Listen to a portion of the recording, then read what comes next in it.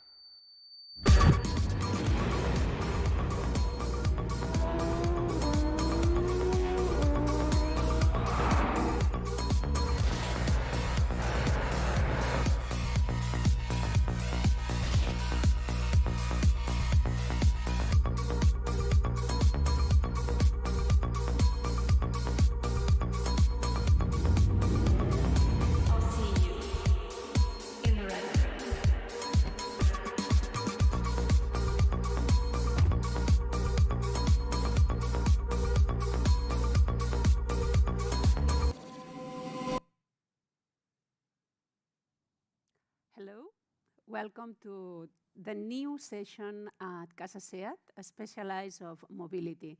Today we will talk about the new trends, new learnings for urban and interurban intermodal transport. I am Judith Batayev, the Managing Director of Tech Friendly, a consultancy that is just implemented in Catalonia to offer integrated services combining strategic and founding consultancy and also technological smart city projects. I am glad here to introduce a really interesting panel to talk about this challenge. I will have Mohamed Mezghani, Secretary General of UITP, that is the International Association of Public Transport, the worldwide network that gather all kinds of actors about mobility inside the mobility sector.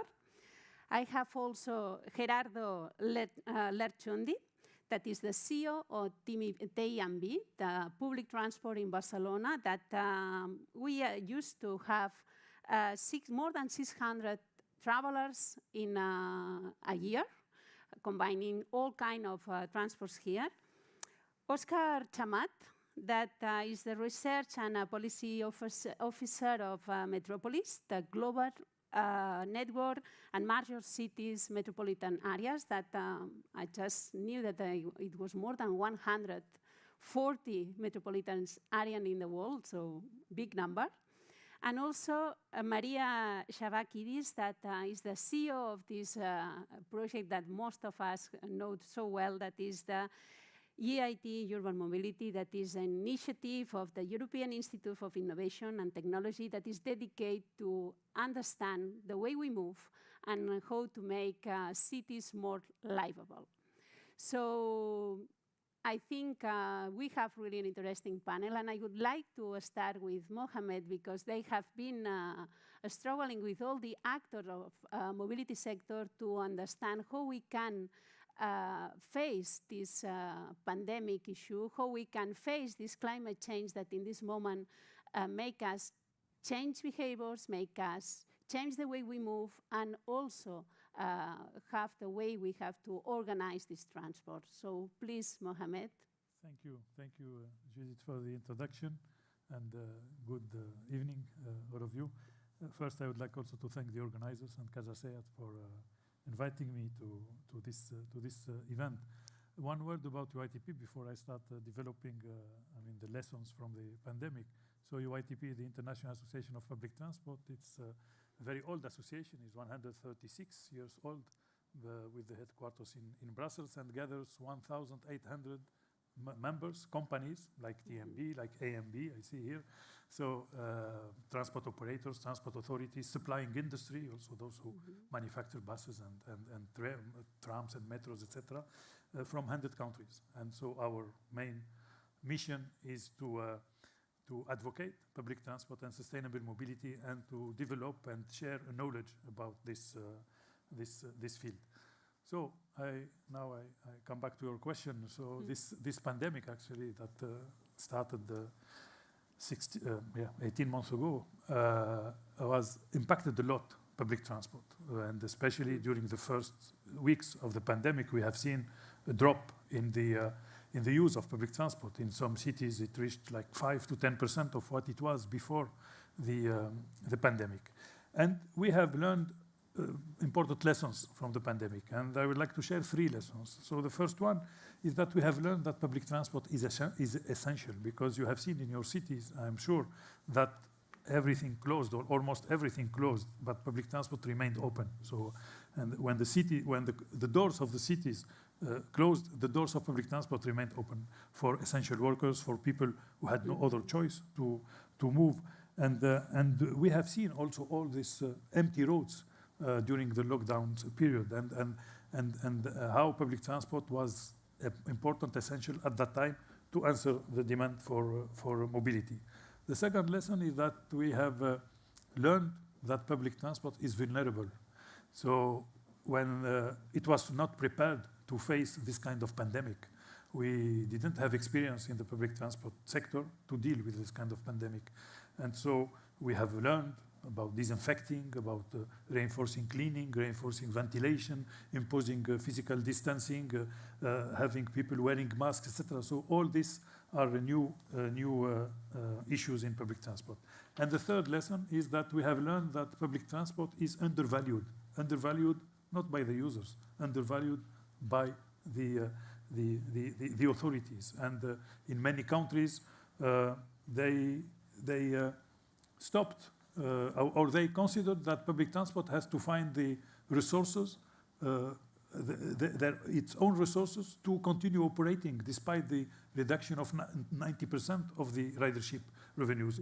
And this is the paradox, because on one hand we see how much it is essential, on the other hand we see that it is not enough supported, financially supported by many authorities. And so this is the paradox we have to deal with. And if we look now to public transport now compared to 18 months ago, we see that some priorities have changed and others have been reinforced or accelerated by the pandemic. So the first thing is that one of the lessons or one of the consequences is that now there is a need to put people at the heart of mobility. Mobility is not an engineering issue. It's an issue of providing or answering the expectations of the citizens, of the customers. It's about caring about the workers in public transport. So it's about it's a people issue, and so putting people at the heart of mobility means designing cities which are people-oriented, cities that we can walk in easily, cities that we can go out and we don't have pedestrians don't have to walk a long distance to cross a street. No, they should have the priority in crossing streets. So these are people-oriented cities. It's about better using the urban space, and when I say better using the urban space, I think about cars, and I realize now I am speaking in CASA SEAT, and I am going to not to say bad things about cars, because it's not the purpose, but about saying we need to have cities where we can move people and not move cars. That's what we have learned also from the pandemic, and we have learned this when we realized all these empty roads during the lockdowns and how much space is dedicated to cars. So, and we have seen how people, they took back this space for restaurants, for walking, for playing, and this is how we want our cities to be. And if we want to better use the urban space, we have also learned that congestion charging could be one option in order to control control car traffic, which is at the end damaging our cities. And then another priority is about resilience of public transport. As I said, public transport was not prepared to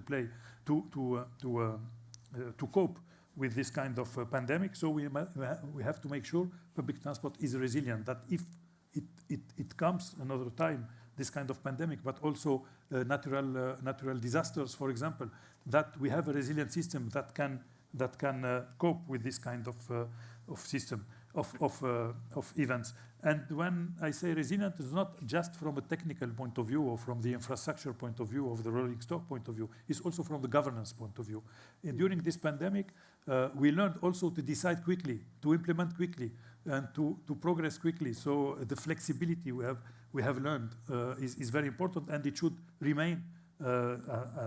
It should be sustained.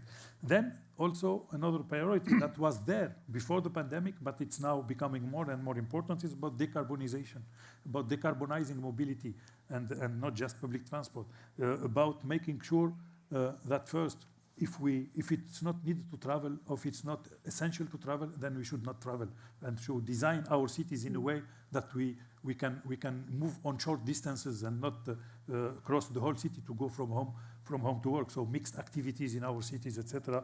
But also shifting towards modes which are less energy consuming, less polluting.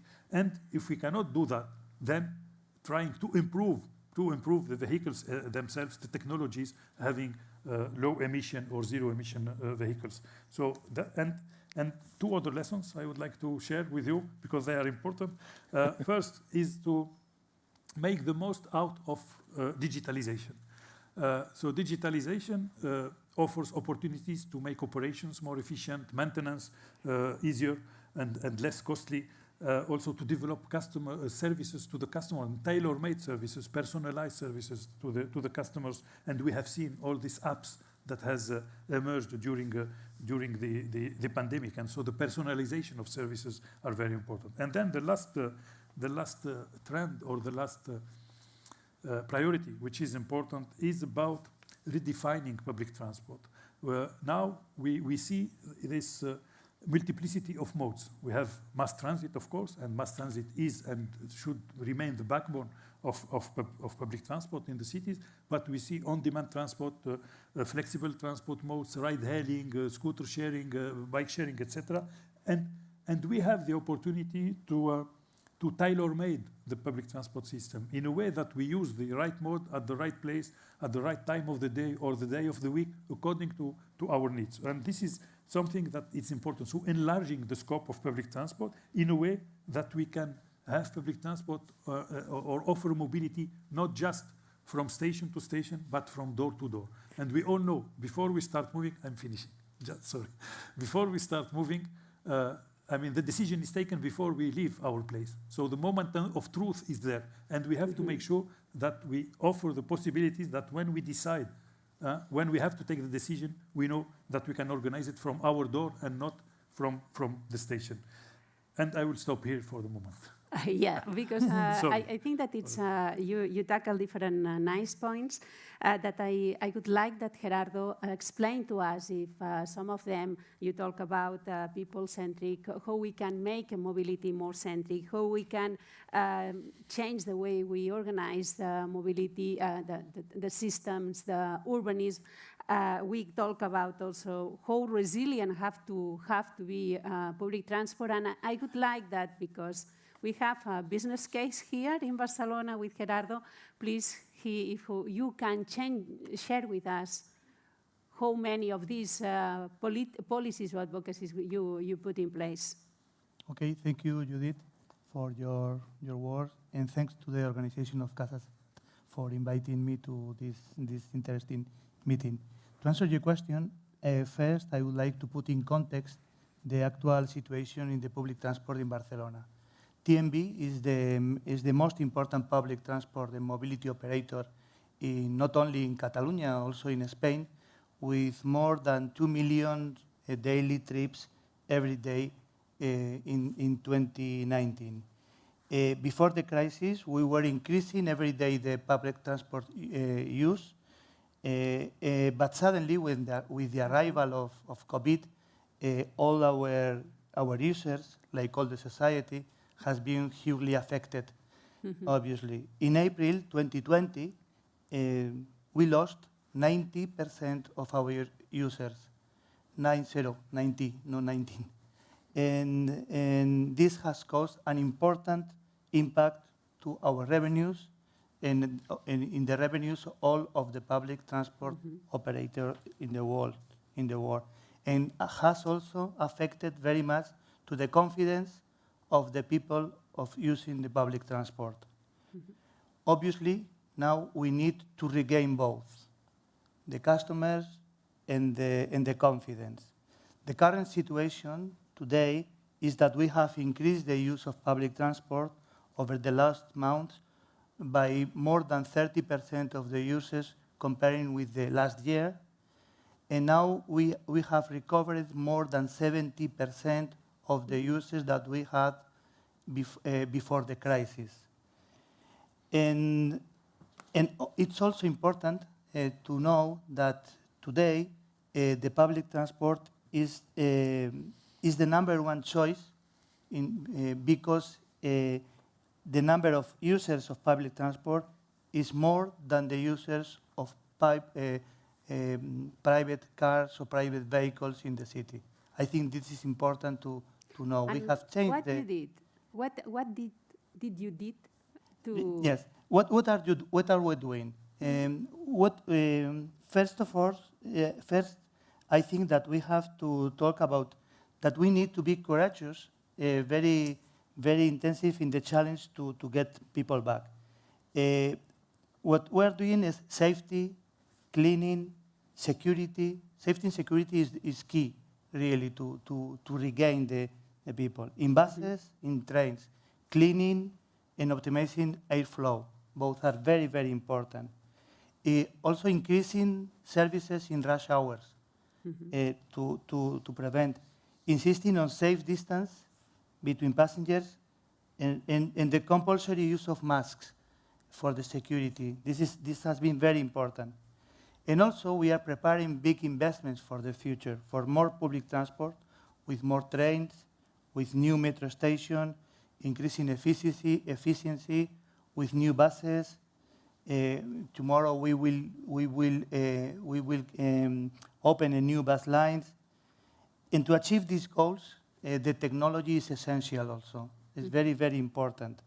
Did you, Gerardo, use some kind of, he talked about decarbonization, so maybe you are also buying hybrids or other kind of buses that help to... Yes, of course, we need clean buses. We need to demonstrate to the people, to the cities, the importance of the sustainability and the environment of the public transport.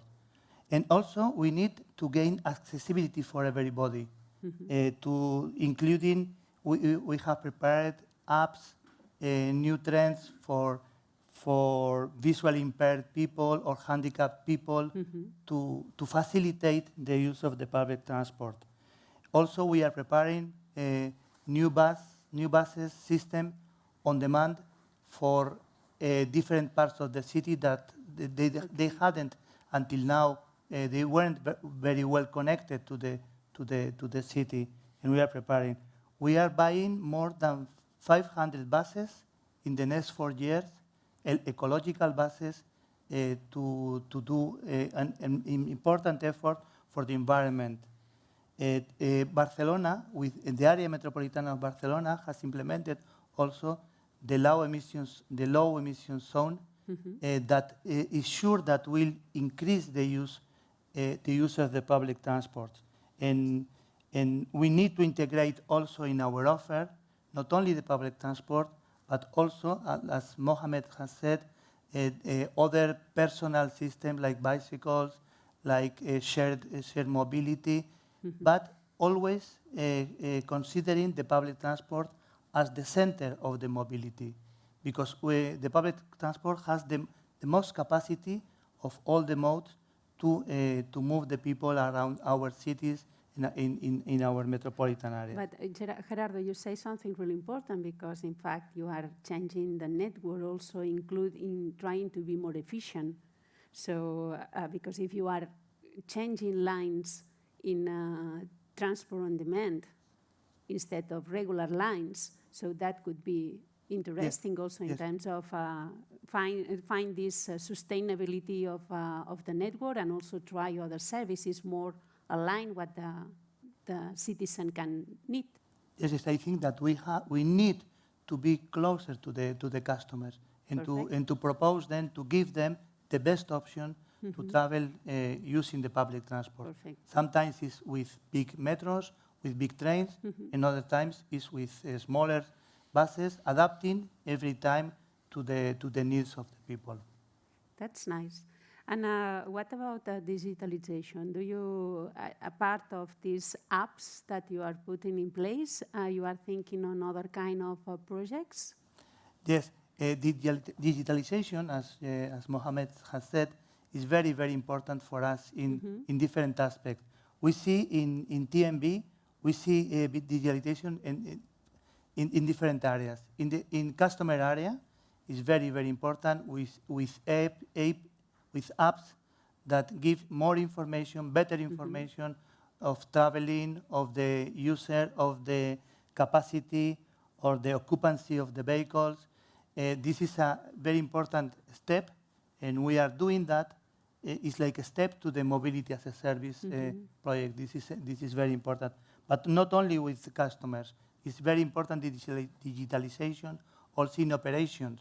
In operations with, for example, with the automation of metro lines, for example.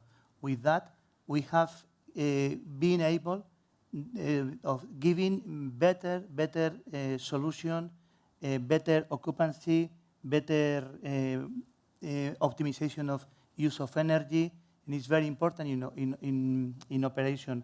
Also in maintenance, the possibility to connect the different elements, monitoring the vehicles, it can help very much to the maintenance and to go down the cost and to be more effective, and also in the system of the company, of the management of company like us.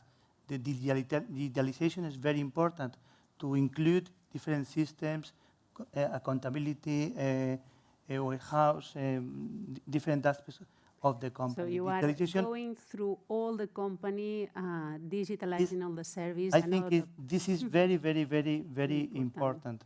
So let me go to Maria, because I think during this period of time, we saw a lot of projects, a lot of innovative solutions that came from EIT Urban Mobility, not only here in the south hub that is based in Barcelona, but also in other hubs around the EIT project. So please, Maria, can you explain us, not just here, around the world, what problems did you tackle with or have you seen, and how were these innovative solutions that you promoted through your entity? Yes, so first of all, good evening to everyone, and thanks for having me on screen. So I'm sorry that I cannot be in beautiful CASA SEAT. So a lot of the topics have already been mentioned, and so EIT Urban Mobility, maybe before I go into the innovations that we're tackling. So EIT Urban Mobility is a network of partners from industry, from cities, universities, public transport providers, so all around the ecosystem to bring them together and innovate. So we are an innovation network. And this said, the pandemic has been a perfect storm for innovation, and now also with the recovery funds that are provided by the EU for giving a stimulus actually for green innovation, is a perfect opportunity to accelerate change. And this is what we stand for. So we want to help all the innovators, all the cities and ecosystem partners to innovate faster. And to innovate faster, and this has already been mentioned by Mohamed, so we need to exchange knowledge, share knowledge. This is what UITP is doing, and for public transport. And we are trying to pilot solutions, innovations fast, to draw conclusions, transfer the knowledge, make those new innovations visible, and then ready for replication in other cities. Of course, there's seldom 100% replicability. So every city will need to find its own version of an innovation, but learning from what worked, what didn't, and inspiring each other. This is what we're about, and accelerating the learning curve, which is so much needed at this time of the climate emergency. So talking about trends, so many have already been mentioned, and wherever mentioned, I would just briefly highlight, but I want to highlight 4 trends here. So first one, or 4 challenges. So the first one is, of course, so what do we do with the things that have happened during the pandemic? So now, post-pandemic, how do we recover the trust in public transport? And this has been mentioned by Mohamed and Gerardo. So here we had a very fast response, actually, which was very exciting to see that we can innovate very fast. So within 6 weeks, after the close down and the lockdown started in March last year, we had a call publication to start an initiative, a COVID response initiative for innovation in mobility. And we had, for instance, a project that developed those new disinfection formulas that Gerardo talked about to regain user trust in public transport. And that was actually TMB who successfully tested that on buses and stations. There was another project that developed new hygiene solutions specifically for shared mobility vehicles, and that was actually SEAT doing that with their motor sharing scheme. So the learning from this was that innovation can happen so fast. So if there is a common goal, if there's a sense of urgency, then we are able to innovate very fast. The other thing that happened during the pandemic was the space, I call it the space revolution. So we have seen a lot of space reallocation from car space, so parking spaces, but also the roads to other usages, so pop-up bike lanes, or dining terraces for restaurants, or just simply more space for people to walk. And now, post-pandemic, we are still in a pandemic, but we are hoping that we will get out of it soon. What do we do with those changes and newly reallocated spaces? How can we make them permanent?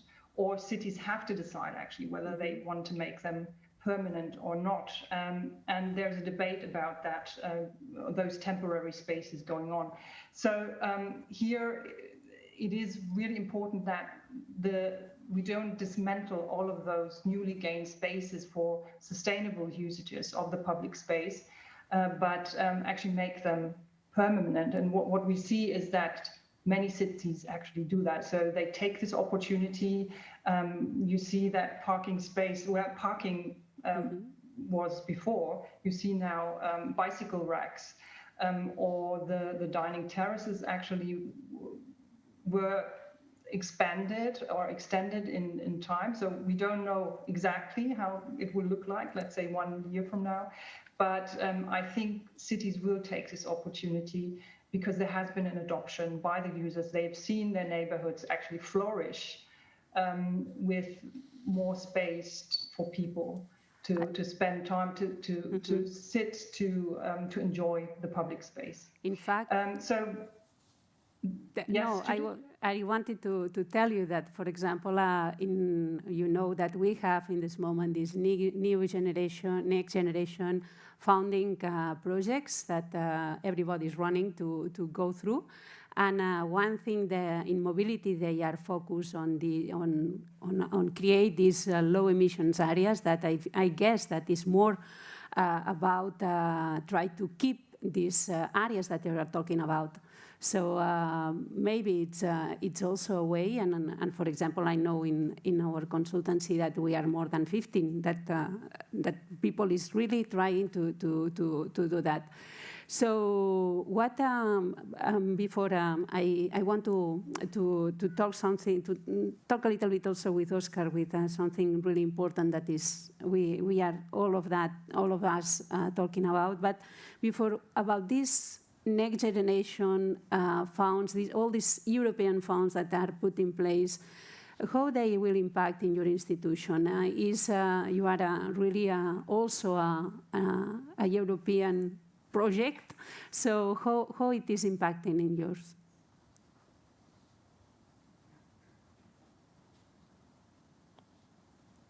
Are you listening to us, Maria? Sorry, Judith, I thought you were asking Oscar. No, I was asking you, sorry. So how is it impacting us, the recovery funds, you mean? Yes. So yeah, I mean, what you mentioned now with the low emission zones. So we actually have a lot of activity around how to make best use of the funds that are out there. So they are massive. So more than 13 billion euros are actually earmarked in Spain for sustainable, safe, and connected mobility. So we have already run, for instance, a workshop on those low emission zones that you have mentioned. Perfect. Organized by Carnet. There was AMB, so the region of Barcelona, in that the Ministry of Transport, to see, you know, what are the learnings also from the low emission zone that has been already implemented in Barcelona, so that then this model could be scaled to other cities. So because this is the opportunity that we have with the recovery funds, to use them to scale solutions that are already there. So as Mohamed said before, it's not an engineering issue to solve the problems. We have many solutions and innovations and technology. It's about finding the right ones for each city and scaling them, and of course, you know, investing in enough money in the right solutions. And another thing that happens is that there's a call actually out from the Transport Ministry in Spain with 150 million euros for cities, and it will close end of the month. And so many of the innovative solutions that our partners have created can fit those plans for the Spanish recovery funds. And so we hope that the municipalities will include some of those solutions in their recovery plan. So fingers crossed. So it's all about actually using this big opportunities and the funds that are there to deploy innovations faster and accelerate the transition to more sustainable mobility. Thank you, Maria. I guess that we can really deploy this solution. And Oscar, you come from Metropolis. This is the cities, the network of the cities that are more than 1 million people, metropolitan areas. Escalate is something that we need, but we need to do it in some way. That's right. So, thank you, Judith. Thank you, CASA SEAT, for invite us here. I have to say a personal comment that this is the first physical event that I attend in more than 1 year and a half. Probably most of you also, at least for me, this is the first physical, and it's exciting to say, okay, I will go there. And sorry, Maria, you are not here, but this is the physical event. Metropolis is the global association of metropolitan areas. We prefer to say metropolitan spaces because areas is most of the times referred to some kind of institution. What we have found in Metropolis is that a metropolis is more a citizen reality than an institutional corpus. No?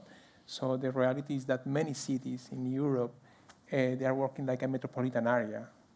They don't want or they cannot be recognized like a metropolitan area. They are in a space where they You sleep in some place, you go out there to work in another, and then you go to cinema to another place, to another different cities.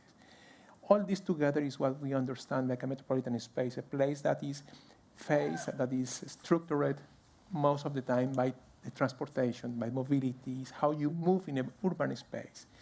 For us, that is very important to understand for Metropolis. This association is not 100 years, but it's only 35 years old. And we are more than 140 metropolitan spaces worldwide.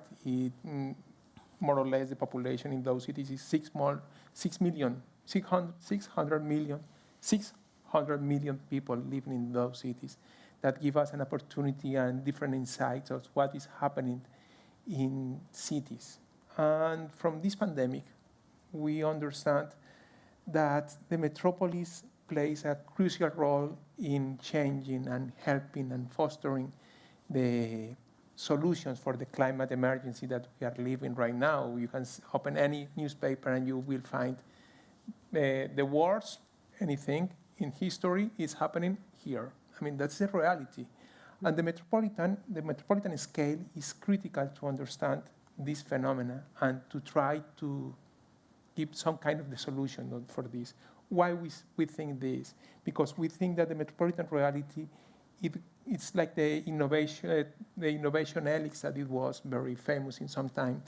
We have like three critical actors: the citizen that Mohamed mentioned, the stakeholders like TMB and EIT, that we understand the citizens are the first one to recognize that metropolitan scale. That's why it's so important. I'm probably here in this sala, there are many people that is not living here in Barcelona that comes here by public transport, by sharing system, like yourself.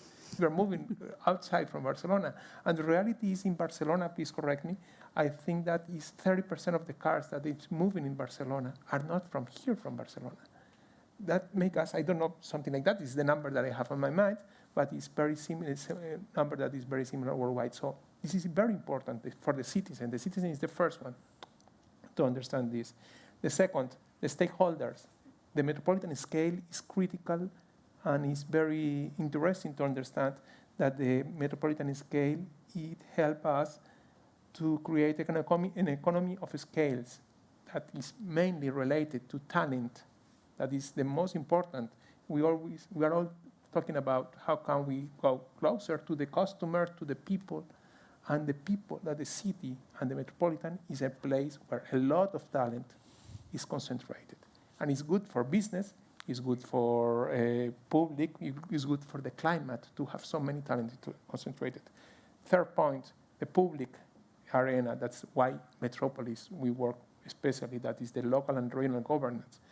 At the end, what the public does generally is to try to invest better and efficiently in the best efficient way that you can find. That's what all we are asking to the politicians is how to invest better the money.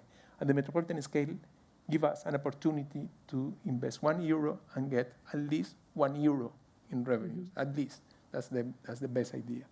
And the fourth is the climate. It's crucial to understand that we are not living in a normal era. We are living in a climate and urban era.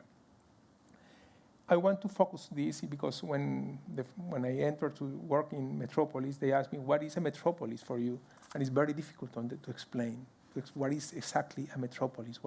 If you don't have an institution, it's very difficult to understand. So that's why I want to understand, that to share with you the importance that the metropolitan scale has, that has been evident and make crystal clear that during the pandemics, the metropolitan scale helped a lot for the cities to try to bring money back to the citizens.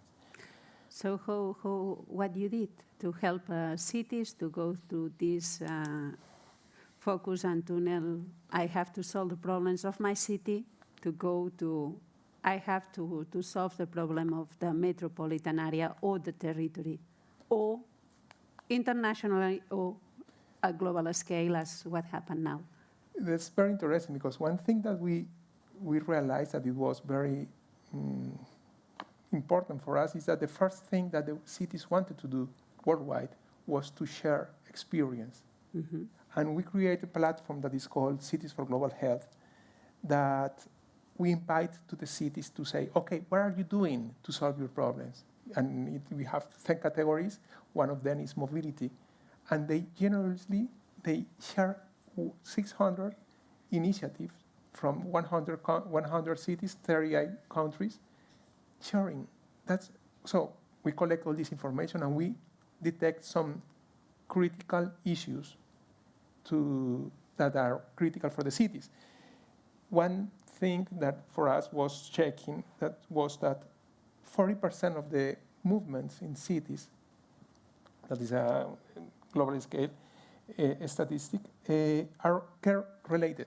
I mean, it's the kind of movement that you do not for work, but to go to the bread, go to buy the bread, to bring the kid to the school. 40% of our display of movements in the cities are related to care. So care becomes one of the trends that will decide the future. So we try to focus on those cities, helping them to exchange experience on mobility, on how to recover the confidence, new business models, new business and finance models for the transport institutions that were really affected for them. Did you have some difference? Have you seen some difference between continents? So one thing is what happened in Europe, or one other thing?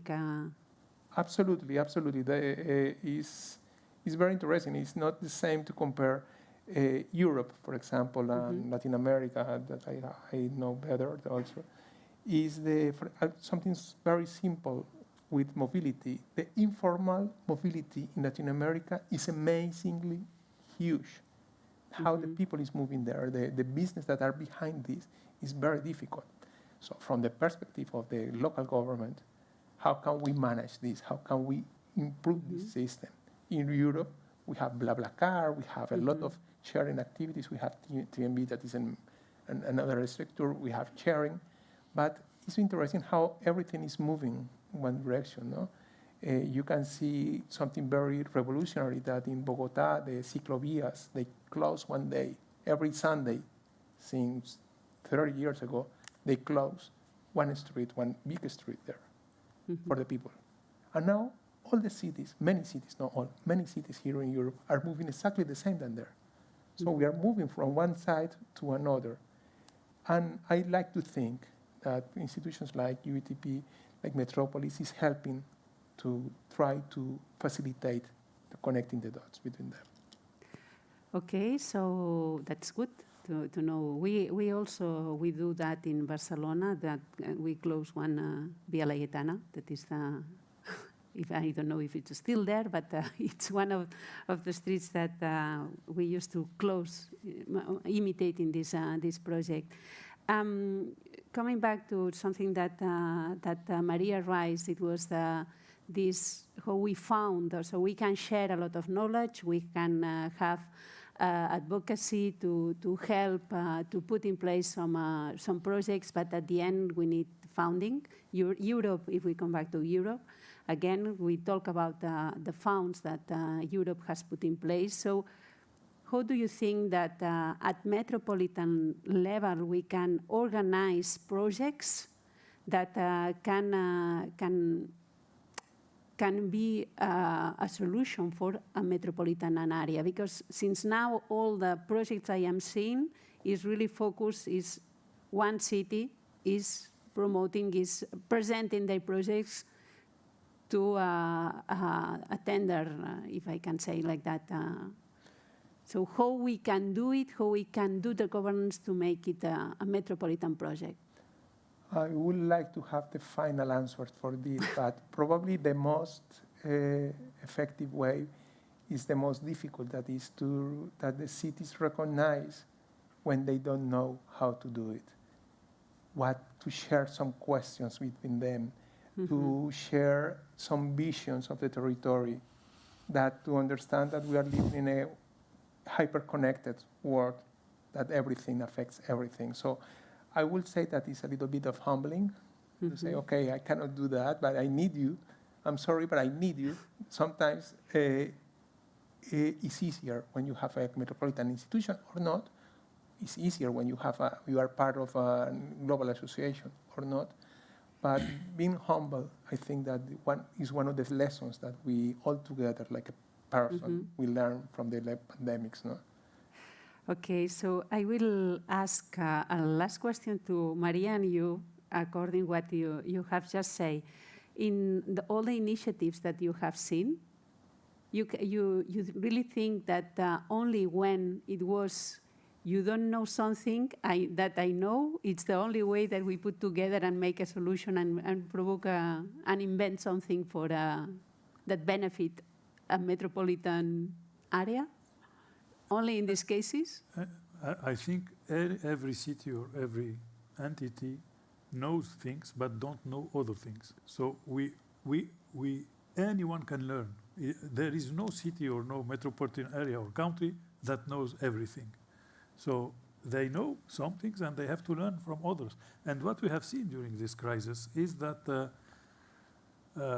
we have learned from every continent and from every city. So we cannot say that this continent is more advanced than the other one. No.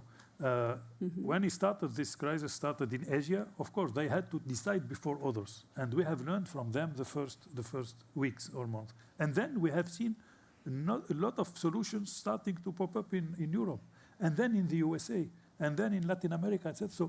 So at the end, it's the whole world is becoming a laboratory to experiment new solutions, and others can learn from them. So, yeah, I mean, there is no place where everything is known, or everything is we learn, and there is one thing which is really interesting, is that we see that now a lot of innovations of public transport or of shared mobility are coming from the USA, a country who has no tradition of public transport at all, or no tradition of. I mean, the USA is the country of cars, and everything is built around cars. And now we see a lot of innovations coming from there. So, and we talk about bikes. The innovations are not necessarily coming from the Netherlands or from Copenhagen. They are coming from Colombia as well. So you see, it's an international, let's say, context, and that's why Metropolis or UITP or EIT or TMB, when they join UITP, it's for that. It's to learn and share at the same time. But all of them are learning and sharing. Perfect. It's your sensation too, Maria? Yes, absolutely. So Mohamed spoke from my heart. So we don't have to all do the same, but finding our own version of the same concepts, let's say. So, and a good example is the superblocks, the superillas in Barcelona. So we have been talking about this concept. So from our inception in early 2019, this was always something that we showcased in all our programs, and we talked about how great this was. And now I hear that in Munich, which has a totally different topology, they want to do something similar, but of course they cannot do the same. They don't have this rectangular structure, but they want to do their own version of it. And this is what needs to be done. So we have to pilot the same concepts, and then driving towards sustainability, and help the cities to design their own versions of those good concepts. Perfect. Gerardo, do you want to join and say something else? Okay, I agree completely. This is very important to the cities and the company like us to share our experiences, to learn from others, to share the information, and to work together with different cities. But each city is different. Each metropolis is different. We have different solutions for different problems. But it's important for us to be in UITP, to be in projects with EIT, to work together with different metropolises. And also it's important for me that the message that Oscar has said, it's important to see the mobility and to see the public transport with a vision of metropolis. This is the reason of TMB. TMB is Transport Metropolitano of Barcelona, because we need to consider the mobility with a metropolitan vision. It is very important. We won't gain passengers or improve the mobility if we look only at the center of the city. We need to look all the cities who are living together. I used to say that I love to see the cities in a global and international way. It's not only the city. You are connected with all the world with mobility. So I would. We only have 5-10 minutes left. So some of you, if you want to raise some questions to Javier.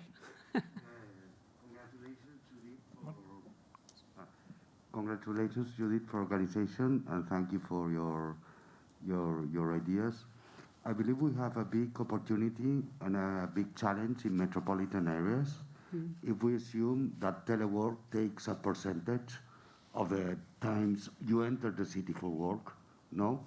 There's a possibility that people live farther from the city, and I believe we need an ecosystemic effort to enable exo-metropolitan lifestyles. That's to say, getting farther than the actual metropolitan area. Trying to work area right now is 30 minutes for 60% of population in Europe. If you go to office 2 days a week, you may live not in 30 minutes one way. You may live in 150 minutes. No? So I believe it's a very interesting time to rethink how to enable. We've got distributed connectivity, distributed energy. How do we do with public transportation? I think it's a very, very important comment you made, because what we notice in some countries now is that people are living far, and as you said, I mean, it's not that 30 minutes. It's they can afford longer period of time because they only go to the center, I say, 2 days a week. And also knowing that, and people now, after this pandemic, they want to be in the countryside, so they want to be in places which are not necessarily served also by public transport. And so it may create more traffic or more long distance traffic.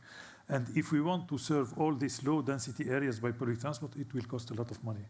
And so that's why we need this new shared solutions, on-demand solutions, to make it easy for those who decide to live far from the center. So yeah, I mean, the impact is about the land use. I mean, what kind of land use policy we want, or what kind of policy for our territories. So it's not just a mobility issue. And also the way maybe we can help companies to change the way they organize work, in order they can. This is definitely is changing for those who have the choice. Of course, there are some jobs that you cannot, do online or go to the office only 2 days a week. But definitely this will have an impact, of course. Oscar. Yeah, that's very tricky question, I will say, because everybody raise your hand. The person who don't want to live outside of the city with a dog that is running in front of your pool and so on. Everybody wants that. And Maria wants also that. Yeah.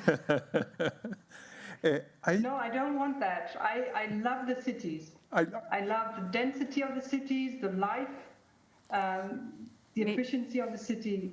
So I don't think that all people want to live outside the city. I will be with you, Maria. In the city. Thank you.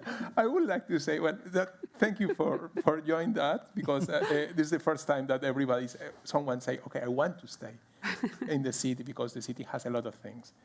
But I just want to go there and say, okay, not many people, Mohamed said that, not all the people can leave the city, because the kind of work that they are doing are not possible to them to pay a new car or a new house or whatever. And I want to bring the word gender in this topic. That is critical right now. I mean, one of the things that we have realized is that the gender perspective is missing in all our land using planning. I mean, it's critical to understand that the role of the women are having in taking care of our lives is critical right now. And it's very important to keep in mind this when we are designing public transport system. For example, here in Barcelona, I participate in a project to localize one bus stop.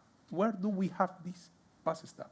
We have to think not only in the general perspective of the people who is leaving the party in front of the discotheque, but also the woman that has to move outside of this discotheque because it's so far it's dangerous for her. That is a reality. So I want to bring this detail of how the woman is feeling in the public transport, but also the land using planning to understand the phenomena that is keeping us in danger. That's why I just want to bring in the debate the importance of gender perspective in our planning. It puts the people dimension. I mean, this dimension gives even more importance to the people dimension. We used to design all these things from an engineering perspective. And here we have to start from the needs of the people. And these people, they are diverse. They are women and men, young and old, and people with reduced mobility and so on. So that's a very important issue, Oscar. I remember when I was working in tramway, we used to say with Joaquim, that was the CEO, that we move people. And he used to tell to all of us, we move people. Remember that we move people. We don't move tramways. Yes. And this is really important. Another question from the public, maybe? Someone? No? So if not, do you want, I would like that, I don't know if you want to say something else in this moment, something that really some insight, some experience. Okay, so I will finish this talk, this nice talk, and I would like to say few tags, because I like to finish with some few tags. We are resilient. Mobility sector is resilient, and we demonstrate. I love what you said, Maria. We innovate fast. I love the way all of you say that it's possible to share and it's possible to replicate. It's only a matter of we want to do it. And that it's nice.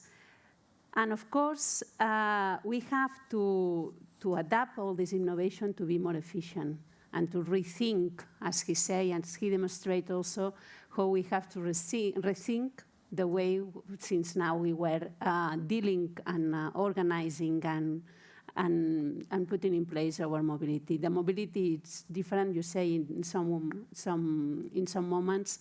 We not always have the same mobility, the same needs. So why not try to be flexible and adapt also our cities and our mobility. So thank you, Maria, to be with us today. Thank you, Oscar, Gerardo, Mohamed. Thanks. To come here and share our city. And thank you, CASA SEAT, to give us the opportunity to still debate and think about how we have to tackle the future of mobility. Thank you. Thank you, Judith. Thank you.